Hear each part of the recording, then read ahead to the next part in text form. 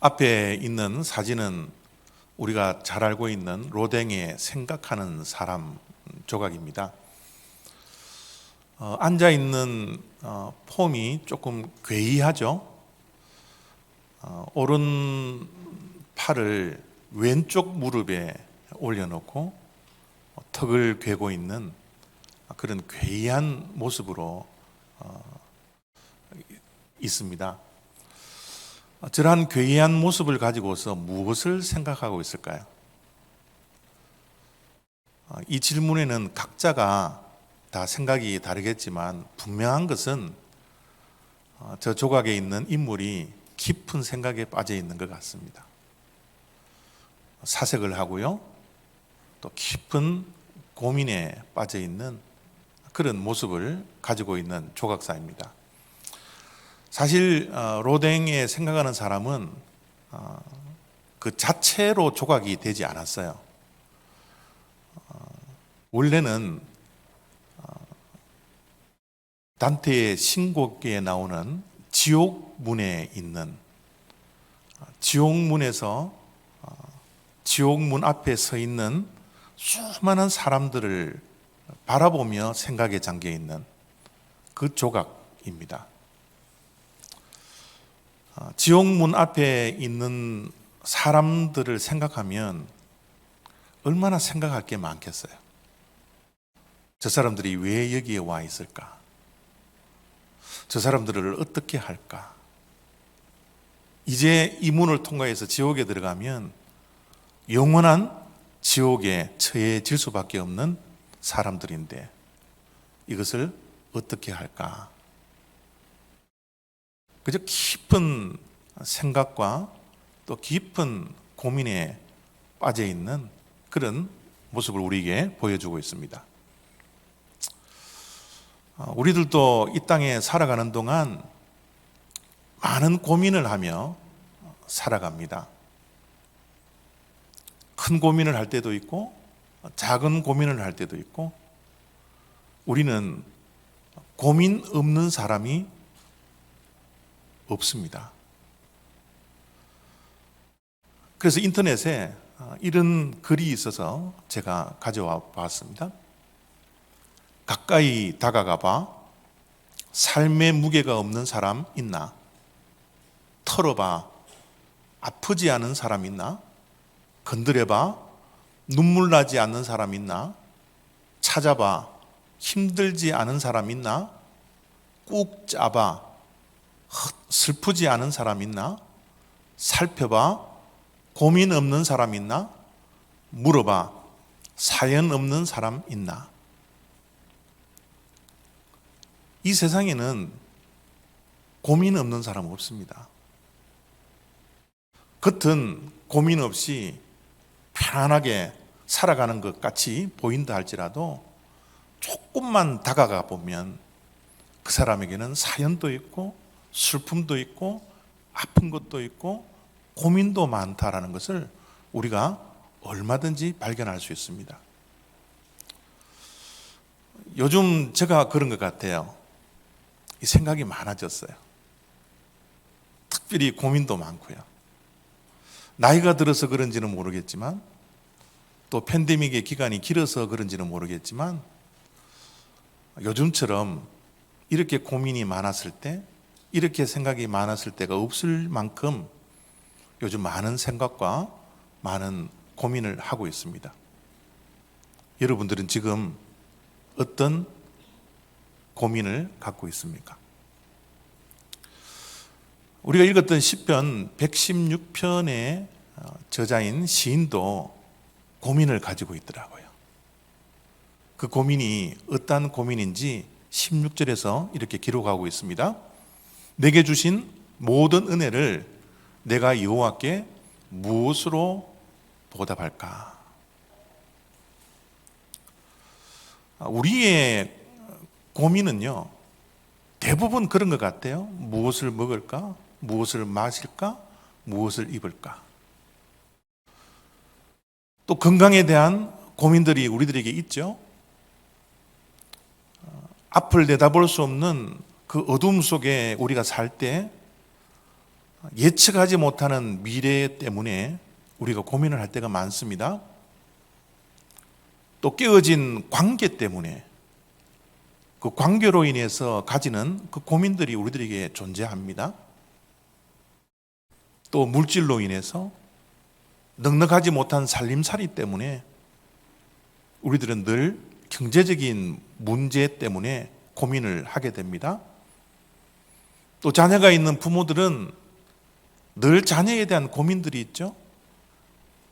자녀들이 어떻게 행복하게 살아야 되는데 그 자녀에 대한 고민 때문에 밤을 지샐 수 있는 그런 날들이 우리들에게 있습니다. 그죠? 저기 열거하지 않은 고민들도 우리가 말 못할 고민들도 얼마나 많겠어요. 저런 고민을 가지고서 크고 작은 고민으로 우리가 하루하루를 살아가는데 시편 116편의 시인은 저런 고민이 아니더라는 거예요. 우리가 가지는 고민은 거의 다가 대동소이한데 시인의 고민은 우리가 하는 고민과는 좀 다른 거룩한 고민을 하고 있더라는 거죠. 어떠한 고민을 하고 있습니까? 내게 주신 모든 은혜를 내가 어떻게 갚아 드릴 수 있을까? 어떻게 받은 이 모든 은혜를 내가 갚을 수 있을까? 하나님의 은혜를, 받은 은혜를 생각해 보면 도저히 받은 은혜를 갚을 길은 없지만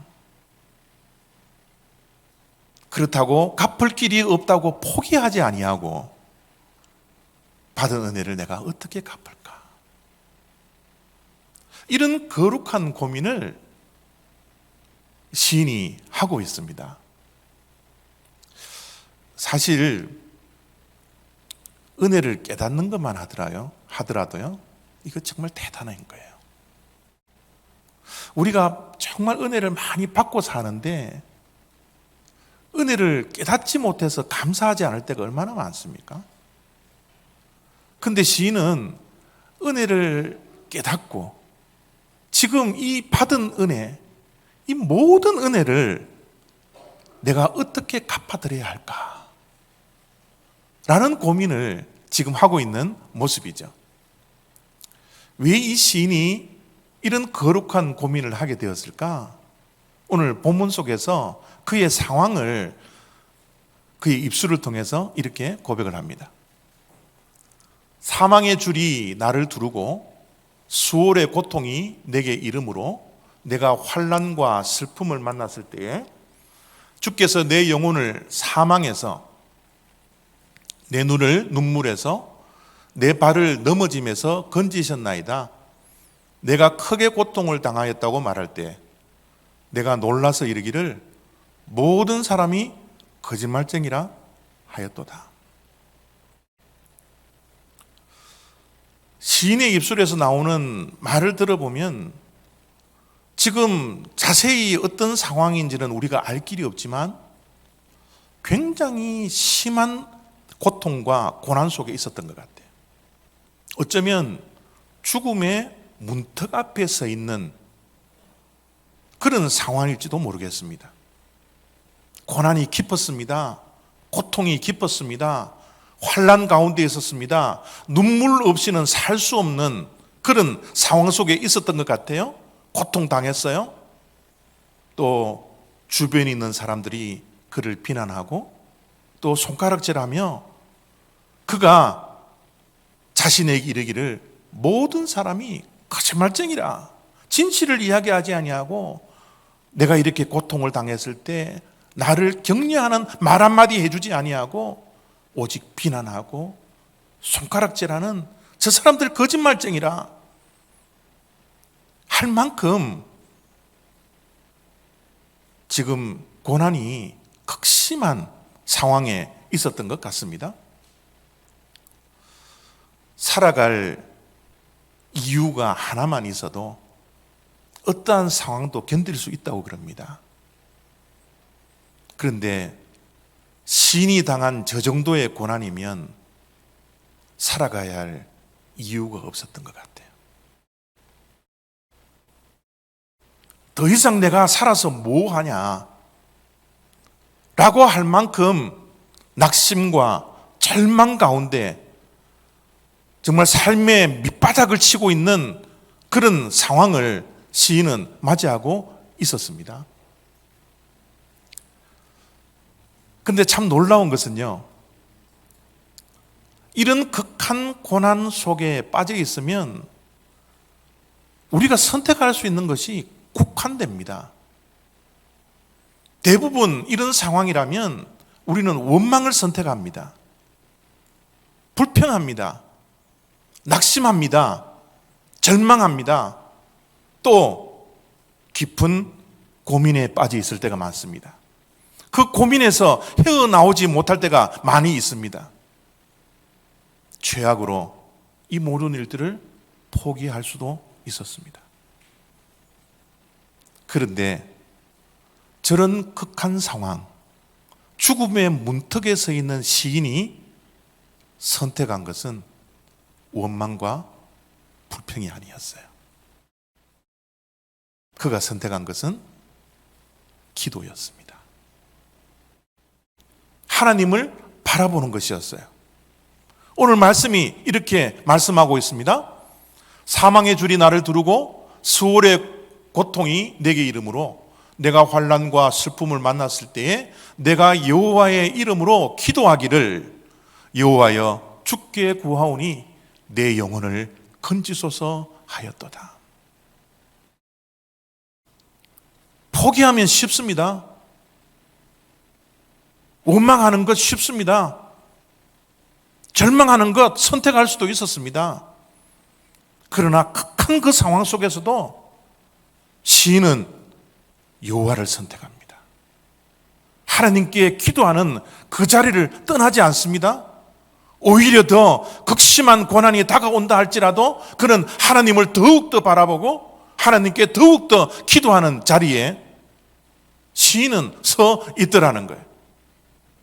어쩌면 이 극한 상황, 사면 초가인 이 상황 속에서 시인이 선택할 수 있는 유일한 한 가지가 바로 하나님을 바라보는 것, 기도하는 것밖에 없을 수도 있을 것입니다. 우리의 인생길도 보면 얼마나 많은 고민거리, 문제, 예기치 못한 고난, 고통, 인생의 밑바닥을 치는 그런 어려움들이 많이 다가옵니까? 이런 상황 속에서 시인은 원망을 선택하지 않고 다른 것을 선택하지 아니하고 하나님께 기도를 선택했더라는 거예요. 왜 이런 선택을 이 극한 상황 속에서도 시인은 기도를 선택하게 되었을까요? 은혜에 대한 경험 때문입니다. 그런 크고 작은 문제 앞에 시달릴 때마다 하나님 앞에 나와 기도했던 그 기도에 하나님께서 응답해 주셨던 그 경험들, 그 은혜에 대한 경험들이 있었기 때문에 힘들고 어려울 때 다른 것을 선택하지 아니하고 자기가 받았던 그 은혜를 기억하며 극한 고난 속에서도 다른 것 선택하지 아니하고 하나님의 은혜를 사모하며 기도를 선택하고 있더라는 것이죠. 그렇습니다. 우리의 신앙은 하나님에 대한 은혜의 경험을 얼마나 많이 쌓는가? 이 경험치가, 은혜에 대한 경험치가 우리의 삶 속에 얼마나 많이 쌓여 있는가가 우리의 신앙의 깊이이지 않습니까? 우리가 힘들고 어려운 일, 우리뿐만 아니라 모든 사람들이 사연을 가지고 있고 문제를 가지고 있고 남모르는 눈물을 흘립니다. 그러나 그때마다 우리가 시인처럼 하나님의 은혜에 대한 기대를 하며 기도하며 하나님께서 부어주시는 이 은혜치가 쌓인다면 크고 작은 문제 앞에서 낙심하지 않고 절망하지 않고 넘어져 있는 그 자리에 머물러 있지 아니하고 오히려 더 하나님께 기도하는 자리에 나올 수 있는 그런 신앙의 깊이가 우리들에게 있지 않습니까? 그래서 시인은 이렇게 고백을 합니다. 여호와는 은혜로우시며 의로우시며 우리 하나님은 긍휼이 많으시도다. 여러분, 저 고백이 어느 날 갑자기 생겨진 게 아니죠. 신앙길을, 인생길을 걸어가는 동안 하나님께서 부어주셨던 그 경험치가 쌓여 있었기 때문에 하나님은 은혜로우신 분입니다. 하나님은 공의로우신 분, 의로우신 분입니다. 하나님은 긍휼을 베풀어 주시는 분입니다. 라는 고백을 저 고난 속에서도 할 수 있지 않겠습니까? 우리들도 크고 작은 인생의 문제 앞에 늘 고민하며 삽니다. 한 명도 예외 없이 누구나가 고민이 있고 아픔이 있고 상처가 있고 인생의 쓰라림을 맛보며 하루하루를 살아갈 수밖에 없는 것이 우리의 인생입니다. 그러나 그럴 때마다 하나님 앞에 나와 기도할 때, 큰 문제를 가지고 하나님 앞에 나와 기도할 때 하나님은 큰 은혜를 더하여 주셨고, 작은 문제를 가지고 하나님께 나와 기도하고 울었을 때, 부르짖었을 때 하나님은 작은 응답, 작은 은혜를 우리에게 공급해 주셨다라는 이 은혜치가 우리들에게도 동일하게 있지 않습니까? 그래서 이 시인은 받은 그 모든 은혜, 크고 작은 문제를 해결해 주셨던 그 하나님의 은혜를 기억하고 깨닫고, 내가 받은 이 모든 은혜를 내가 어떻게 갚아야 하겠습니까? 어떻게 보답해야 하겠습니까? 이 거룩한 고민을 하고 있는 것이죠. 이렇게 기도하며 거룩한 고민에 있었던 이 시인이 이 고민에 대한 대답을 또한 말씀 속에 남겨놓습니다. 어떻게 하나님께 받은 모든 은혜를 내가 어떻게 갚아야 할까? 이 질문에 대한, 이 고민에 대한 대답을 이렇게 1절, 2절 속에 말씀하고 있습니다. 여호와께서 내 음성과 내 간구를 들으심으로 내가 그를 사랑하는도다. 그의 귀를 내게 기울이셨으므로 내가 평생에 기도하리로다. 받은 은혜 생각하면 갚을 길은 없지만, 하나님, 내가 이제 평생 동안 하나님 앞에 나와 기도함으로 하나님께서 베풀어 주셨던 이 모든 은혜를 기억하며 하나님께 평생 기도하겠습니다. 이런 고백을 하고 있는 것이죠. 여러분, 언제 우리가 철이 듭니까? 우리 자녀들이 언제 철이 들죠? 우리가 지금 철이 들어 있습니까? 키가 자란다고 철이 들지 않더라고요. 나이가 든다고 철이 들지 않더라고요. 철이 드는 것은 받은 은혜를 깨달을 때 철이 듭니다. 우리는 부모로부터 엄청난 은혜를 입고 사는 존재들입니다. 그런데 철이 들지 않았을 때는요, 그 은혜를 깨닫지 못하기 때문에 부모에 대한 감사가 없어요. 그런데 철이 드니까 부모의 은혜를 깨닫고 감사하더라고요. 철이 드니 부모님이 살아계시면 갚을 수가 있는데, 철이 들고 보니 부모님이 우리 곁을 떠났기 때문에 내가 어떻게 갚을지를 몰라서 부모님들이 돌아가신 후에는 부모님의 은혜를 생각하면 눈물만 주룩주룩 흘리는 그것이 여러분 철든 모습이지 않습니까? 단순히 은혜를 깨달았을 뿐만 아니라 내가 이 은혜를 어떻게 갚아드려야 할까? 어떻게 보답을 해야 할까라고 생각하면서 그렇게 은혜에 대한 반응을 하며 살아가는 자들, 그런 자들이 철든 사람이지 않습니까? 우리의 신앙도 마찬가지입니다. 우리의 신앙도 연수가 많아진다고 해서 신앙의 철이 들지 않더라고요. 신앙의 철은 하나님께서 베풀어 주신 그 은혜가 얼마나 큰지, 우리의 호흡마저도 하나님의 은혜임을 알고 깨닫고 거기에 대해서 감사하며 이 받은 은혜를 어떻게 내가 갚아야 하고 어떻게 보답해야 할까? 은혜에 대해서 반응하는 자들이야말로 신앙에 철이 든 자들이지 않습니까?